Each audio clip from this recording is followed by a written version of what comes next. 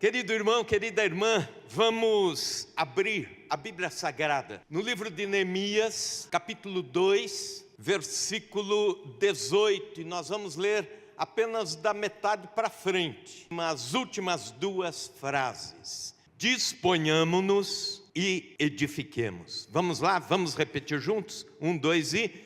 Disponhamo-nos e edifiquemos, e fortaleceram as mãos para a boa obra. A minha palavra hoje é uma meditação sobre o episódio da reconstrução dos muros de Jerusalém. Ano 539 a.C., o povo de Deus teve a possibilidade de voltar para Jerusalém depois do exílio babilônico. Depois de 70 anos em Babilônia, eles começam a voltar e reconstruir a sua cidade. Um milagre de Deus, porque todos achavam que o povo de Deus iria desaparecer com o exílio babilônico. E não desaparece. Deus, através do milagre, abre as portas para que o povo volte.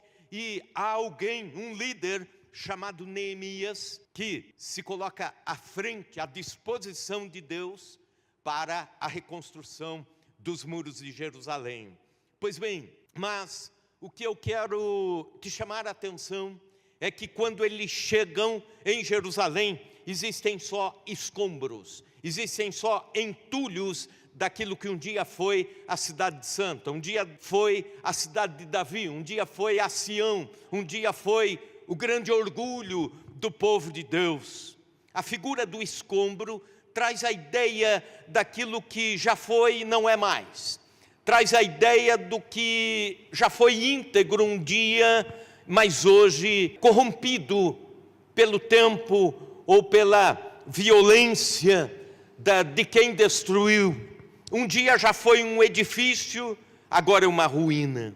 O visual de destroços pode despertar a nostalgia. Gente que olha para os escombros e fica triste porque tem boas lembranças da Jerusalém que um dia existiu e não está mais ali, dos muros da cidade que eram bonitos, eram lindos, obras arquitetônicas, mas estão no chão. Existem pessoas que olham para os escombros e têm sentimentos de derrota, outros sentimentos de miséria, de impotência, mais ou menos o que a vida de muitas pessoas significa. É o que é o passado de algumas pessoas que já foi uma linda obra de arquitetura espiritual, uma linda obra de construção, e hoje está no chão, escombros. Neemias, o homem da reconstrução, nos ajuda a liderar, nos ajuda a entender, nos ajuda a trabalhar para que as nossas vidas sejam reconstruídas depois de entulhos. Algumas orientações aqui, permaneça com a Bíblia aberta nesses 3 primeiros capítulos de Neemias, porque esses 3 capítulos estão falando justamente sobre esse tempo de reconstrução, esse tempo de colocar a mão na massa, esse tempo de ir para a obra. Tem muitas lições aqui, tem muitas orientações nesses textos, mas eu quero destacar apenas algumas delas, para que a gente vá para casa com algo bem focado na nossa lembrança. Em primeira orientação, no capítulo 1, versículo 4, na primeira parte diz: tendo eu ouvido estas palavras, assentei-me e chorei e lamentei por alguns dias, e estive jejuando e orando perante o Deus dos céus. Agora, capítulo 2, versículo 2, o rei me diz: porque estás triste? Porque está triste o teu rosto, se não estás doente? Tem de ser tristeza do coração. Então temi sobremaneira. Neemias está no exílio, e ele ouve falar de como estão os muros derrubados, as portas queimadas, e ele se entristece, ele ora, chora, ele se assenta, diz o texto, e ora e chora por causa dos entulhos. O rei, que na época estava lá em Babilônia, pergunta para Neemias, e Neemias era o copeiro do rei nessa época, pergunta: por que está triste o teu coração se você não está doente? Era tristeza de fato, era angústia de fato, lágrimas, assentei-me e chorei, diz o texto. Quando algo na nossa vida vira entulho, não se conforme, ore, chore, entristeça o coração, busque a Deus. Há pessoas que aprendem a conviver no meio dos entulhos, andam esbarrando em pedras, em ruínas, conformam-se com as ruínas, conformam-se com a falência, com as relações rompidas, com o lar destruído, e assim vão levando, como a famosa síndrome de Gabriela: eu nasci assim, vivi assim e vou morrer assim. Tem gente que se acostuma com os escombros, tem gente que se acostuma com o mau cheiro do pecado, da vida sem Deus. Me lembro quando tive a oportunidade de visitar missionários em 2007, na África, no Quênia, capital Nairobi, e logo que no primeiro dia saímos junto com o missionário que lá estava, missionário Mattioli, para conhecer a cidade. O cheiro era muito ruim, fétido, esgotos abertos, o que mais, lixo na rua, não há coleta de lixo, o lixo jogado, corvos e aves de rapina rondando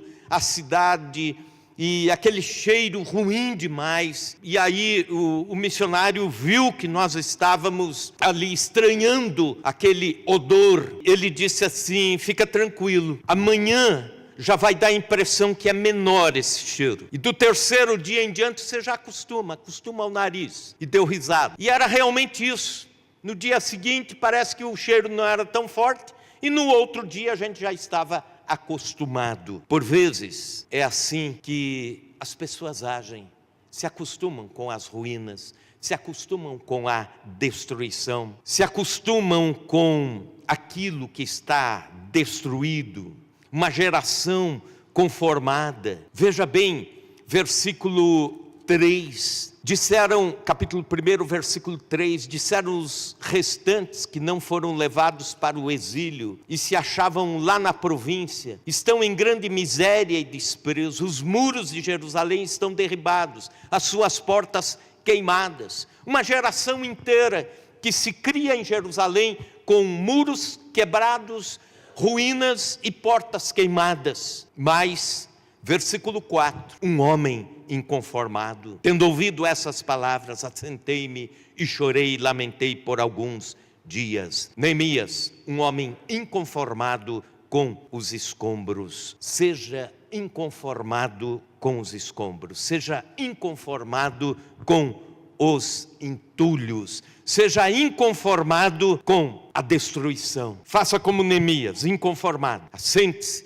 ore, chore, clame, jejue a Deus. Segunda orientação: saiba a quem ir quando não souber por onde começar. Versículo 4, a última frase: e estive jejuando e orando perante o Deus dos céus. Neemias não sabia por onde começar a acudir à cidade de Jerusalém, reconstruir os muros de Jerusalém, mas ele sabia a quem deveria buscar: a Deus, a Deus. Ele assenta-se, chora, entristece-se por causa dos entulhos, mas sabe a quem buscar: a Deus. Apenas o lamento em si é a expressão de angústia pela perda, é o pessimismo pela vida, é o não saber o que fazer.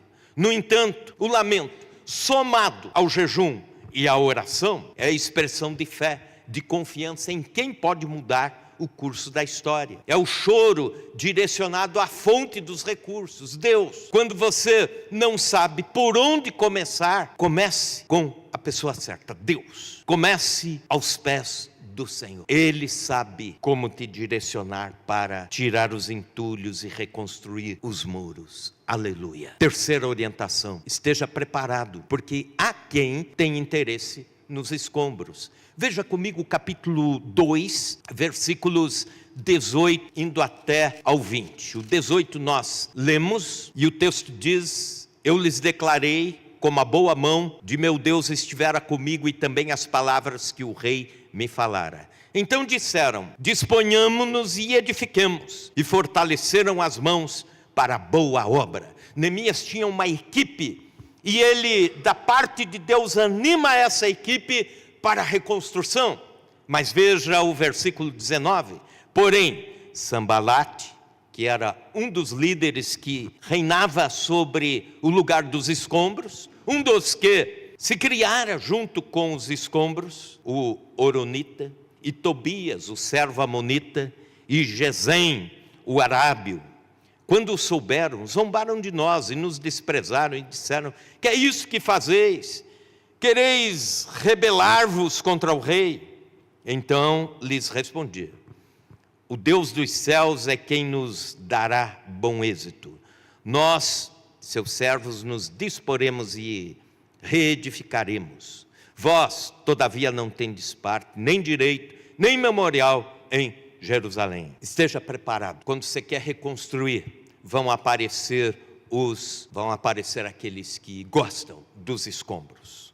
O Sambalate, o Tobias, o Gesem. Neemias inspecionou os muros por 3 dias, viu os escombros, viu as possibilidades, viu os entulhos e viu a boa chance de reconstrução.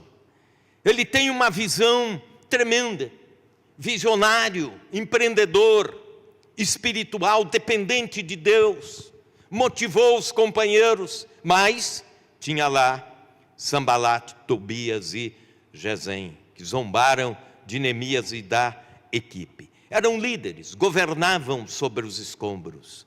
Sabe aquelas pessoas que agem assim em todos os espaços, seja na política, na cidade, seja na empresa, ou seja na igreja, ou no reino de Deus. Sempre existem algumas pessoas que pensam assim: quanto pior, melhor, que se estiver indo tudo mal, eu tenho mais chance. A ruína de muitos significa o sucesso pessoal daqueles que são os inimigos da reconstrução. É mais ou menos como a história do vendedor de armas. Ele precisa da guerra, ele precisa da desgraça para mostrar o seu portfólio, para mostrar o seu produto, para dizer quantas armas boas e de boa tecnologia ele tem agora. Talvez haja pessoas interessadas em escombros na vida de outros, na ruína de outros. São os Sambalates, os Tobias, os Gesems. 4ª orientação: remova os entulhos, mas aproveite os fundamentos. Se você ler o capítulo 3 inteiro, você vai encontrar 32 versículos falando sobre como a equipe de Neemias reconstruiu cada pedaço dos muros, como eles trabalharam. Houve designação de pedaço a pedaço, parte a parte, por família, cada família indo trabalhar num pedaço da reconstrução. Interessante, todos eles aproveitavam o fundamento do muro, a fundação, a base, para então, a partir dela, a reconstrução. Há partes de uma casa destruída que pode ser aproveitada. Há partes de uma família destruída que pode ser aproveitada e deve ser.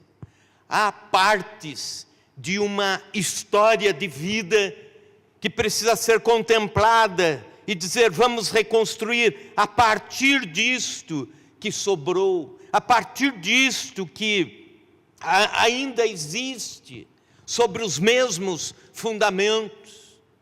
Mais ou menos como aquela palavra do grande pregador Billy Graham no culto realizado em Washington, após a destruição das Torres Gêmeas. Um ano depois, eles estavam cultuando a Deus, e uma das palavras de Billy Graham, uma das frases célebres, foi: as torres caíram, mas os fundamentos permaneceram.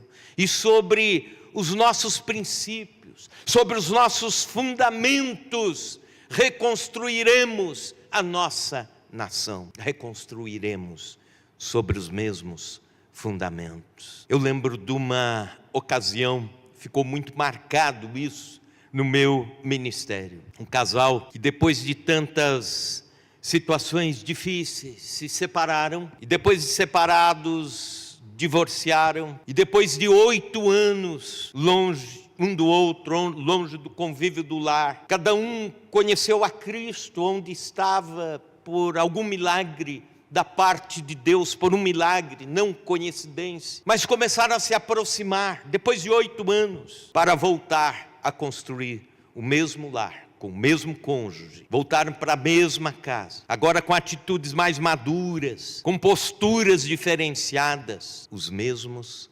fundamentos, e reconstruíram. Talvez em alguma área da vida a gente esteja com entulhos, talvez em alguma área da vida, seja emocional, espiritual, profissional, estamos vivendo os entulhos, e Deus nessa noite está dizendo: não aceite, não se conforme com os escombros. Deus está dizendo: saiba a quem ir quando não souber por onde começar. Saiba a quem ir, a Deus. Esteja preparado, porque há gente interessada nos escombros. Em último lugar, remova os entulhos e aproveite os fundamentos. Que Deus nos dê graça para tirar entulhos da vida.